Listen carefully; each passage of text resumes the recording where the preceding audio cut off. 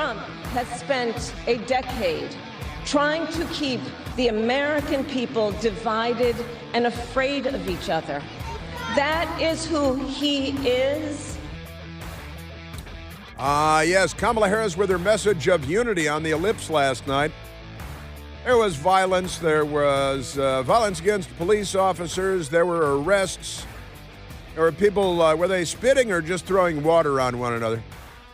They had the pro-Palestinian, anti-Israel gang out there. You know, Democrats. Was there any looting, Michael? Because there was a little bit of a crowd. I can only assume that they would loot. Amazing. Amazing stuff. So much news today. So little time. Only 3 hours. Then I go to Newsmax and do another hour. Now, the Supreme Court ruling in favor of Virginia, scrubbing their voter rolls of 1,600 self-identified non-citizens. They identified at the DMV and elsewhere on government forms as non-citizens, and then it was discovered they were registered to vote. But non-citizens cannot vote. Why are they registered to vote? Why are they still in the United States of America? You're breaking our laws. Why would you want to vote if you're a non-citizen? You presumably know that you're not entitled to vote unless you live in Washington, D.C., maybe New York City, someplace where left-wing lunatics say it's okay for non-citizens to vote. Now, amazing stuff. I'm telling you. The state of Virginia, they don't want to have non-citizens voting, and they pursued that. And the Democrats said, oh, no, you can't stop them from voting. You can't do that. Forget it. Not a chance. Now, let me go to some audio from yesterday because completely crazy, but Governor Glenn Youngkin issued a statement on the Supreme Court ruling in his favor. Out of Richmond, Virginia, Governor Glenn Youngkin released the following statement after the Supreme Court issued its ruling to allow Virginia to keep non-citizens off its voter rolls. The governor, who's a good guy, says, "We are pleased by the Supreme Court's order today. This is a victory for common sense and election fairness. I'm grateful for the work of Attorney General Jason Miyares on this critical fight to protect the fundamental rights of U.S. citizens." You know, for every non-citizen you have voting in any jurisdiction, you're canceling out a legitimate legal voter's vote, right? And the Democrats like that. They think that's good. That's a good thing. Governor Youngkin said, "Clean voter rolls are one important part of a comprehensive approach we are taking to ensure the fairness of our elections. Virginians also know that we have paper ballots, counting machines not connected to the internet, a strong chain of custody process, signature verification, monitored and secured drop boxes." The Democrats are fighting in Georgia to make sure that drop boxes cannot be monitored, that you can't have cameras on drop boxes. Why would they fight to not have cameras on drop boxes? I haven't even gotten to that update yet. I've got another update for you. So monitored and secure drop boxes and a triple check vote counting process to tabulate results. Virginians can cast their ballots on Election Day, knowing that Virginia's elections are fair, secure, and free from politically motivated interference. So good for him. Now, I've got to say there's an update. Yesterday, the news story was that the drop boxes, they're not mail-in, but they're mail-out ballots, drop boxes in Washington State and in Oregon were set on fire. Were set on fire by Democrats. They're drop boxes filled with ballots, right? And two of the drop boxes were set ablaze, set on fire. Isn't that amazing? Why would that be? In Washington State and in Oregon, hotbeds of liberal lunacy. You remember them burning cities and attacking police stations and attacking police and attacking a courthouse, the Mark O. Hatfield courthouse and attacking. I think they laid siege to that for 100 days. Now, here's the update out of Oregon and Washington. The attacks on the ballot boxes, the fiery attacks, they love burning stuff, the left does. They're like Visigoths. They left a note, and there's graffiti, Free Palestine, Free Palestine. It's the Free Palestine crowd that set the drop boxes on fire in Washington and Oregon with ballots in them. And now, what do? They've said out loud, well, if you dropped your ballot at these drop boxes, we're going to have to figure out what to do.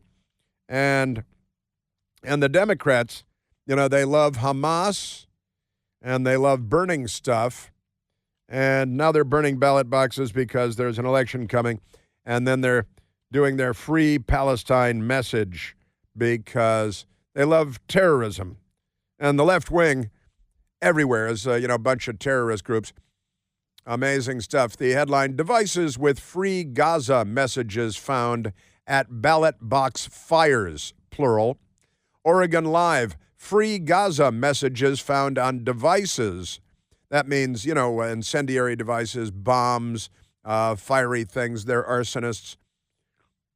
Free Gaza messages found on devices at burned ballot boxes. The fake New York Times reports, Oregon Live reports out of Oregon, and WMAL in Washington reports. ABC Fake News now has it too. Devices used at ballot box arsons had Free Gaza markings. And there was graffiti also. Now, with that said, maybe before I get back to Kamala's message of unity for all you fascist, Nazi, deplorable garbage, as the leadership of the Democrat Party likes to describe half of the country, fascists that they are. Let's go to the audio from last night at Kamala's rally, where, again, a man was arrested for assaulting the police. A woman was arrested for assaulting the police. And there was a little scuffle because a bunch of Democrats with their Palestinian flags, not American flags, Palestinian flags. There were a couple of little American flags there. Somebody must have handed them out because we know that Democrats don't own any and they don't know where to get them. They might have to steal them. And usually at events like this, Michael's doing a hand gesture over there. When the Democrats hand out American flags at rallies, when the rallies are over, you see them filling the garbage cans on the exit routes. We've seen that time and time again. But here's what it sounded like when the Free Palestine people were yelling, kill the Jews, C-I-L-L, kill the Jews. And then some Kamala people were saying, we can't hear Kamala mumbling. She's saying things. Shut up. So it sounded like this. Arms embargo now. Be quiet. And two different candidates. It is a choice. Here we go. Now we got a little shoving. Got some pushing. No. Shut the heck up. Yeah, there's woo. That's Wolfie the dog boy. They got a scuffle going over here. Somebody tear gas them. They should have called in a helicopter and tear gassed them all, I think, would have been the right thing to do. So I got, a bit of violence and because they hate the Jews and some people just wanted to listen to the idiot speak and all that stuff. Isn't that amazing? So where are we at? Number 3 on Kamala. Here she is with her message of unity from last night on the Ellipse. Donald Trump has told us his priorities for a second term. It's a hate speech. He has an enemies list of people he intends to prosecute. He says that one of his highest priorities is to set free the violent extremists who insulted those law enforcement officers on January 6th. What? Boo.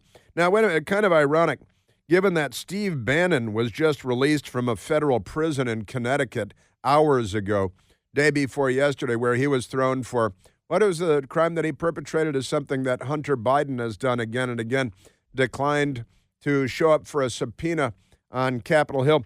Peter Navarro was jailed. George Papadopoulos was jailed. Who was with a pre-dawn raid with the CNN crew in tow. They have used the FBI and the Justice Department to target their political enemies and to jail them with pre-dawn raids and FBI and in tactical gear with helmets and rifles and body armor and dragging your dog out in the backyard and shooting it in the head. Right, I just threw that in for good measure. That did. Yeah, Roger Stone's pre-dawn raid on his home. Those are the political enemies of the Democrat Party. And they've already executed all these search warrants and the ginned-up charges. And then, of course, there's Donald Trump and the attack on Mar-a-Lago and the staged photos by the FBI that they set up and gave to the media. And they trying to give him like 400 years in prison or whatever it is for, what is it, for a non-disclosure agreement, which every network enters into every year with women that are sexually abused by Matt Lauer. Where in the world is Matt Lauer? Anyway, all that stuff. So this is, again, this was billed as her message of unity. And this is, by the way, he has an enemies list. What? He told us what his priorities, and he's going to free the January 6th extremists. This coming from Kamala, who raised money for bail during the George Floyd riots across the country. She was actively involved in raising money to bail out the rioters and looters, where literally thousands of police officers were injured. 180 police officers injured. Their 3-day siege of the White House in 2020, when the president and the first family had to be evacuated to the underground nuclear bunker by the Secret Service because of the danger that the mob outside posed to the president and the first family. And nobody was sentenced to a day in jail. Nobody was sentenced to a day in jail. Now, Enrique Tarrio of the Proud Boys, a pro-American group, who's a black guy from a Cuban-American family, he was in Baltimore in a hotel room on January 6th, and the Democrats sentenced him to 22 years in prison. 22 years in prison. And he wasn't even there. Some of his compatriots were there at January 6th, but he wasn't there, and he was sentenced to 22 years. And you fascists, the Kamala Harris fascists, honestly, you say Donald Trump has an enemies list? Does he use the form that you guys created? Did you create an app? Because you guys have an enemy list that is long, and you put Naval Academy grads and patriots in prison for what? And for what? You didn't show up for your congressional subpoena? Well, they have executive privilege. They work for the president. That's an actual legal argument. Now, Hunter Biden didn't show up for his congressional subpoena, and the news media laughs and pats him on the back, and they smoke crack with him and have sex with his Russian hookers. Isn't that amazing? Kamala Harris with her message of unity last night on the Ellipse. Donald Trump intends to use the United States military against American citizens who simply disagree with him. Wow. He calls, quote, the enemy from within. Now, this is an almost unbelievable lie that he's got to play the enemy from within. He's talking about problems we have in the United States, and that we have enemies foreign and domestic. And he made reference to enemies from within. He didn't say anything ever about using the military to round up his political enemies. That's pure fiction. And if we had a news media, they'd tell the truth about that. But we don't have a news media. We have a gang of Democrat miscreants. America, this is not a candidate for president who is thinking about how to make your life better. That's a lie. This is someone who is unstable. That's a lie. Obsessed with revenge. That's a lie. Consumed with grievance. That's a lie. And out for unchecked power. That's a lie. You're a scrawny, not a big fat liar, kind of a scrawny, dim-witted liar, but a big liar nonetheless. You know, that football season is heating up, isn't it? And Prize Picks is the best place to get real money sports action while you're watching football. With more than 10 million members and billions of dollars in awarded winnings, Prize Picks has made the daily fantasy sports accessible to all of us. The app is incredibly easy to use, simple to use. You pick two or more players across any sport. You pick more or less on their projection, right? And you could win up to 100 times your money, 100 times the amount of money you put down. Prize Picks even invented what they call the flex play. Flex play. So you can still cash out if one of your picks doesn't hit. What? That's amazing. So download the Prize Picks app today. Use the code PLANT. That's me, Planty. And you're going to get a $50 credit instantly when you play only $5. Honestly, pretty amazing stuff. You don't even need to win to receive your $50 bonus. It's guaranteed. Prize Picks, run your game. Must be present in certain states where it's lawful to wager. Visit prizepicks.com, prizepicks.com for details and restrictions. Great stuff. Yeah, here's Kamala. This is her message of unity. And the news media is reporting it today. Oh, Kamala's unity speech. Fascist, swinehund, honestly. All right, still a great more to get to, and stuff happening while we're on the air, of course, since, we're on the air for 3 hours. A lot of stuff happens. That's half the workday in Washington and much of the world. All right, let's go to the telephones. Let's go to John calling from Greenville, South Carolina. Oh, John, you're on the Chris Plant Show. Hi, Chris. Big fan. We talked a couple weeks ago. I'm the social psychologist that was studying the voting behavior of the American public. Yes, I remember. And the great book, How to Vote for an Idiot, I highly recommend, which is a shameless plug, but it explains that who you are is how you vote. So what occurred to me is that Mike Pence was presiding on January 6th when they were verifying the Electoral College votes.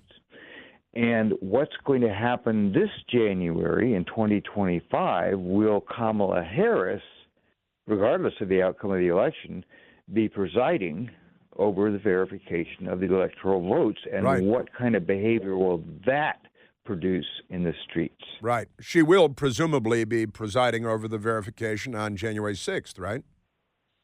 Right. Yeah. Right. And I think so. Will history be revisited? In other words, will that be will they stage? Will the Department of Justice, the FBI, CIA stage another revolt like they did to taint Donald Trump?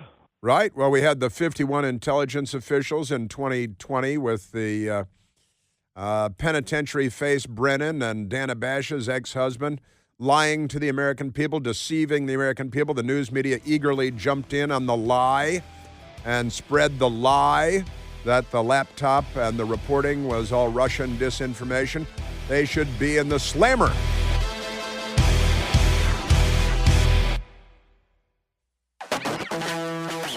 Now, I told you a little while ago about the guy in San Francisco, David DePep, who hit Paul Pelosi, Nancy Pelosi's beloved husband, in the head with a hammer in a terrible attack in their multi-million-dollar hilltop home in San Francisco. And David DePep was convicted of breaking into Nancy Pelosi's home and fracturing her husband's skull with a hammer.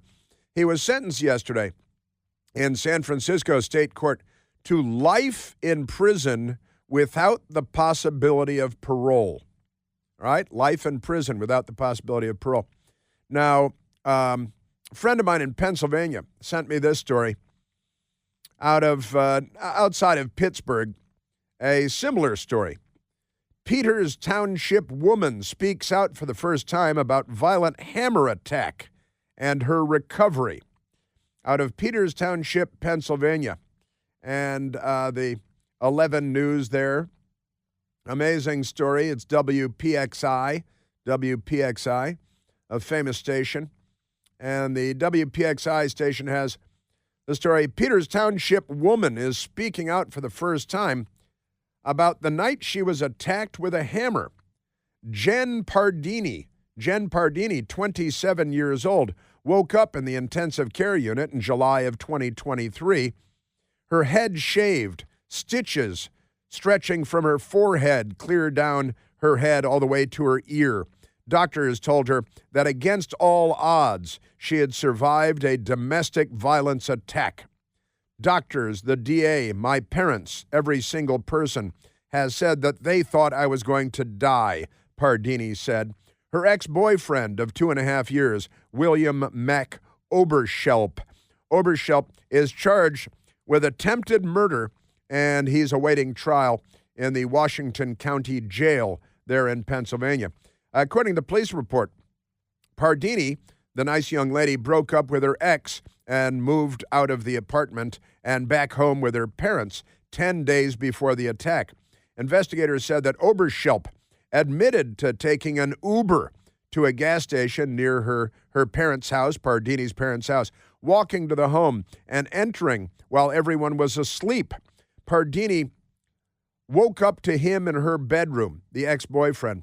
Somewhere around 12 o'clock, my eyes opened and I saw my ex-boyfriend in my bedroom. Pardini said that he'd never hurt her physically before that night, and just a crazy thing.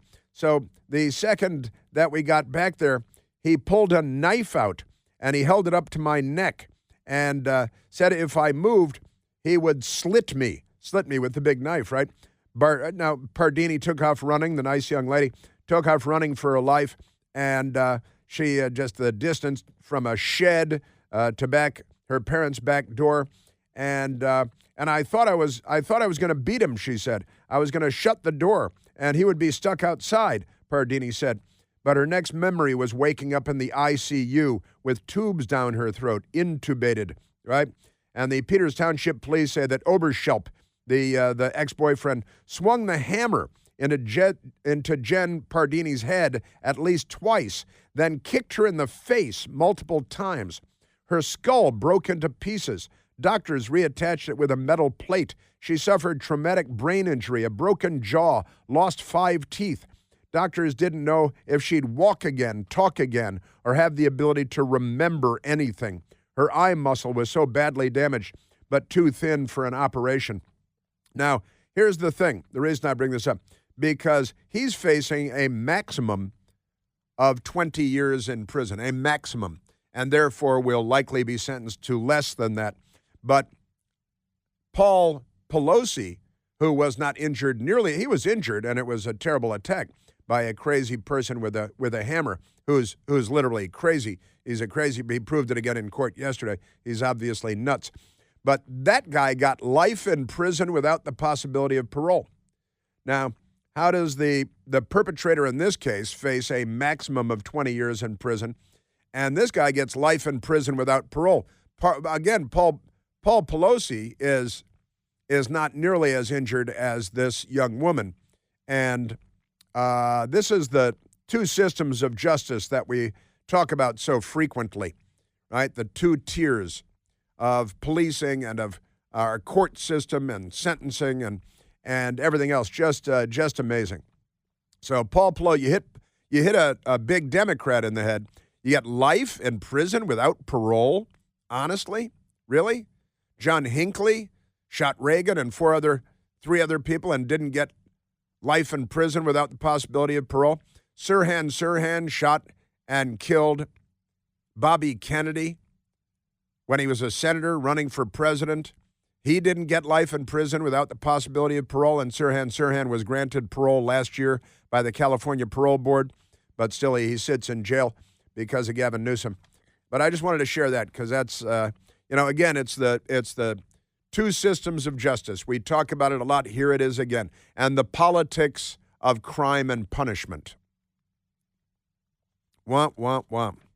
All right, now let's go to Kamala's her unity speech. It's a unity speech, and she's still going to. She's talking about the enemy within, and Trump's going to use the military against his political enemies. Honestly, these people, they say fantastical things every day, and we have a news media that just walks right past it, whistling past the graveyard. Kamala last night on the Ellipse, where they had the pro-Palestinian people fighting with the other pro-Kamala people, where they had a woman assaulting the police and being arrested, a man assaulting the police and being arrested. None of this makes the news, by the way. The fact that someone disagrees with us does not make them the enemy within. That was her message of unity, but it was actually a shot at Trump. you see, because, fascist, Nazi. She just said the other day to CBS News, was asked, is Trump a fascist? Because that was the party-issued word that day. The New York Times started it, and they went tragically to General John Kelly, who perpetuated it. And then Kamala was talking amazingly to CBS News for a minute. They were standing. They weren't even sitting down, so she could run away at any moment. And this was her rhetoric. Oh, I'm sorry. It was CNN and Manderson Pooper that did the. You're right. That was the standing interview. Do you think Donald Trump is a fascist? Yes, I do. Yes, I do. Yes, I do. In the name of unity. Yes, I do think he's a fascist. And the voters, well, they're garbage and they're deplorables and all of that stuff. Oh, and then Kamala lied and lied and lied and lied. They love abortion so much. I thought maybe she was going to have an abortion on stage last night, just to show that she's with the team. Take one for the team here. I'm going to human sacrifice and impale it on a pike on the edge of the stage. Like they're Mayan or something. But here's what Kamala said last night. Trump's not done. He would ban abortion nationwide. Lie. Restrict access to birth control and put IVF treatments at risk. Lie. And force states to monitor women's pregnancies. Lie. Just Google Project 2025. Yeah. And read the plans for yourself. All right. Okay. That's just fine. That's good stuff. Now, here's CBS News from October 1st. CBS News, left-wing radical hate group, fascists. The headline at CBS News, Trump says he would veto a federal abortion ban, but she just said he would ban abortion nationwide. So that's a lie. NPR headline from August 30th. Trump says he'll support free IVF, in vitro fertilization treatments in a second term. But she just said that he'd ban it or fight against it. Isn't that amazing? And then there's the Project 2025, which they claim, they haven't even read it. It's 900 and some odd pages long. And it was written by some people at the Heritage Foundation. And it's kind of a wish list for the people that put together the wish list called Project 2025. And here's the headline from the Fox Business People, September 23rd. Heritage Foundation president confirms Trump had no involvement in Project 2025. Isn't that amazing? So she's just lying and lying and lying. She's a lying Sacagawea. And they love this abortion thing. Like everybody wants an abortion right now in the 9th month. They should have those on TV, I think. They should. NPR, PBS they should have like the live abortion channel. Everybody would enjoy it. Isn't that amazing? Just great. So you wouldn't support a national ban? No, I wouldn't support a national ban. No, I would not. But Kamala said last night that he would ban abortion nationwide and that he would fight against in vitro fertilization, when in reality, he said clearly and repeatedly he would never, even as president, sign if the bill passed, which it never would, out of the literally never would, that he wouldn't sign it. But never mind that. The lie, a lie told once remains a lie. A lie told 1,000 times becomes the truth. Who said that, Michael? Who said that? That was one of Al Sharpton's favorite people, I think. That was Joseph Goebbels of the Socialist Workers' Party of Adolf Hitler, that said a lie told once remains a lie told 1,000 times becomes the truth. Did I hear you correctly say that perhaps he was influenced by Goebbels? And CBS News is not carrying Donald Trump's water for him, saying Trump said he would veto a federal abortion ban. And NPR, no supporters of President Trump. Trump says he'll support free IVF, in vitro fertilization treatments, in a second term. And Kamala and the idiots that she has lying for her are so corrupt. And again, if we had a news media, what would they do with their time? Just extraordinary. Let's go to President Trump because, actually, we've got the Social Security one. Let's go to number 8 because she lied about that too. This is about creating fear among retired people who tend to vote in very large percentages. Donald Trump has a different approach. He tried to cut Medicare and Social Security every year he was president. Lie. Tried to save it. You guys have bankrupted it already. It's been bankrupt forever. It is effectively insolvent going forward. We've got trillions in projected debts that we have no idea how we're going to pay for. But trying to fix it, then the left says you're trying to destroy it. So let's go to actually, President Trump was on stage last night at, where was he in Pennsylvania? Allentown, Pennsylvania, Allentown. And he's on stage, and Senator Marco Rubio was there with Trump. And Rubio came up on stage and said, hey, Joe Biden just came up with a new humdinger, as Kamala likes to say. Well, I wasn't going to say anything, but I have breaking news for you, Mr. President. You may not have heard this. Just moments ago, Joe Biden stated that our supporters are garbage. He's talking about the Border Patrol. He's talking about nurses. He's talking about teachers. He's talking about everyday Americans who love their country and want to dream big again and support you, Mr. President. And I hope their campaign is about to apologize for what Joe Biden just said. We are not garbage. We are patriots who love America. And thank you for running, Mr. President. And serve in the military and serve as police officers and raise boys to be men and girls to be women. And, Kamala must have grown up near some Republicans because she talked about how nicely kept the lawns were. And, the Democrats are usually dead bodies laying all over the place. President Trump, after Marco Rubio came up to the microphone and explained that, President Trump took the mic. That's terrible. Remember Hillary? She said deplorable. And then she said irredeemable, right? But she said deplorable. That didn't work out. Garbage, I think, is worse, right? I think it's probably worse. Kamala, who is allegedly the vice president and allegedly running for president, then found some of her tongue bath compatriots in the news media at, that Air Force Two was behind her. And they said, hey, what about this everybody's garbage thing? President Biden took his comment last night about garbage. Listen, I think that, first of all, he clarified his comments. He clarified. Let me be clear. I strongly disagree with any criticism of people based on who they vote for. They're just fascists and Nazis and deplorable and irredeemable and reprehensible. All right, let's grab a phone call. This is the Democrat Party's political rhetoric. And then if you return it in kind, then the media slaughters you. That's the most corrupt institution in America. Our republic cannot function properly with a corrupt fourth estate. Let's take a phone call. Let's go to Tim, calling from Leesburg, Virginia. His name is Tim, but they call him Tim. Good morning, Chris. Thanks for taking my call. You bet. Just kind of going back to the Virginia election rolls topic. Yes. I feel like we're missing an opportunity now to get to the bottom of who these people actually are and how they got on the voter rolls. Did they actively participate in registering? Did somebody else register for them? I think it's a big topic now. It's out in the news.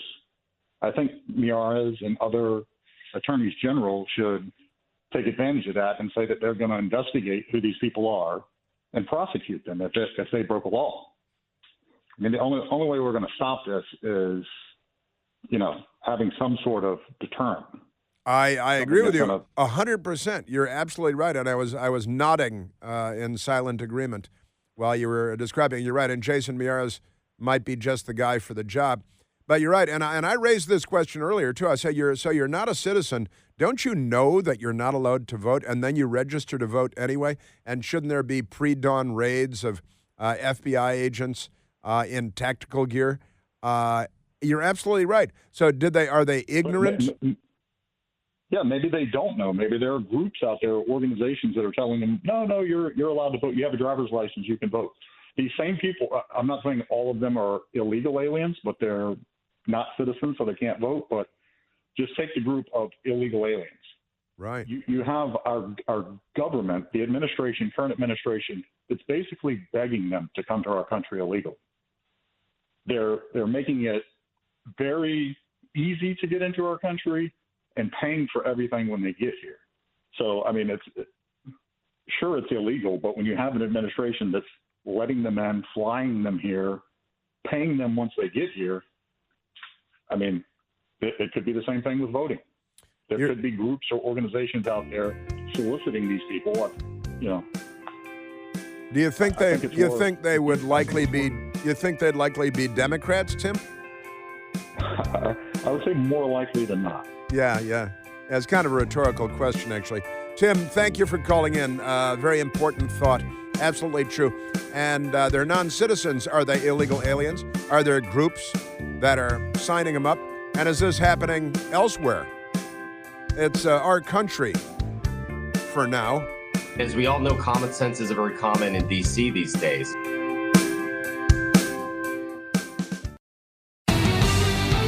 There's a Democrat political operative by the name of Philippe Reigns. Not Philip, Philippe Reigns. And he was on CNN, and they're doing this terrorism thing. This is misinformation, disinformation. Hillary might put him in prison for this if he weren't lying for the Democrat Party. Here's Philippe Reigns saying that to the reporters at the table that if Trump wins, they could all be in prison in 6 months. If he, God forbid, is elected a year from now, Joe Biden is going to have the biggest I told you so laugh in American history. And that's what people have to think about. Not the guy who throws paper towels sometimes, and like, oh, that's funny, that's stupid, whatever it is. This guy is saying what he wants to do. I've been sued once in my life, and it was by Donald Trump. And, there are people, you're a journalist. You and I might be sharing a cell in 6 months from now. That's right. And, but people laugh it off. It's not funny. No. It's not funny. You remember Congresswoman Debbie Dingell, we played this for you yesterday. She thinks that she might be in a concentration camp because, Nazis and everything like that. He wants to deport Muslims, and he wants to start internment camps. And that's what we are busy talking to every voter. He's telling you what he's going to do. Believe him. Internment camps? Yes, they just talked internment camps. You know what, Jake? You may have to visit me in one. Yeah, nobody will visit you, honestly. They're the ones that put the Japanese in internment camps, just for the record.